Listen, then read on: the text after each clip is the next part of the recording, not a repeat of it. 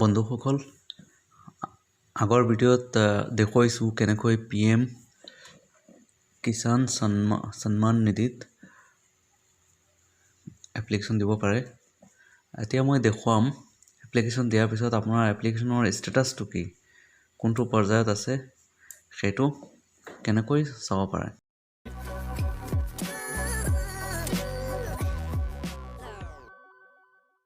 অনুগ্ৰহ কৰি ইউটিউব মিত্ৰ চেনেলটো ছাবস্ক্ৰাইব কৰি ৰাখিব।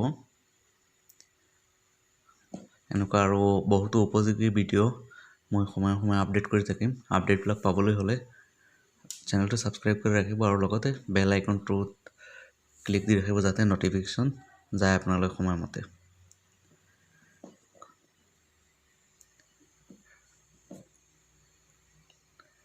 এইটো PM কিষাণ নিধিত আপুনি দিয়া এপ্লিকেশ্যনৰ ষ্টেটাছ চাবলৈ হ'লে আপুনি প্ৰথমে গুগলত গৈ PM কিষাণ লিখিলে ইয়াত চাওক PM কিষাণ সন্মান লৈ আহিছে। ইয়াতে ক্লিক দিব, ক্লিক দি পেলাই এইটো ৱেবছাইট www.pmkishan.gov.in এইটো ৱেবছাইটটো অ'পেন কৰি ল'ব। অ'পেন কৰি পেলাই এয়া চাওক ৰাইট ছাইডত আছে ফাৰ্মাৰ্ছ কৰ্ণাৰ। ইয়াতে এখন মেনু ওলাইছে, মেনুখনত status of self registered CSC farmer এইটোতে এটা ক্লিক দিব। ক্লিক দিলে এয়া চাওক ইয়াতে আপোনাৰ আধাৰ নম্বৰ বিচাৰিছে। আধাৰ নম্বৰটো আপুনি টাইপ কৰিব।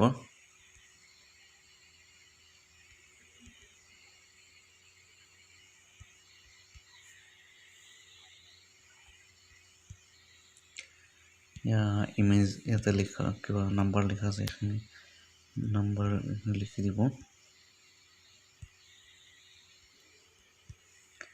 এতিয়া ইয়াতে চাৰ্চ বাটনত ক্লিক দিব। এয়া চাওক এটা ৰিজাল্ট ওলাইছে। নাম, আধাৰ নম্বৰ মাস্ক কৰা আছে, মোবাইল নম্বৰটো মাস্ক কৰা আছে, bank account number, IFS code mask কৰা, ষ্টেট, ডিষ্ট্ৰিক্ট আৰু এড্ৰেছ আৰু ৰেজিষ্ট্ৰেশ্যনৰ তাৰিখটো আছে। আৰু ৰিমাৰ্কছত কি লিখা আছে, pending for approval at state district level.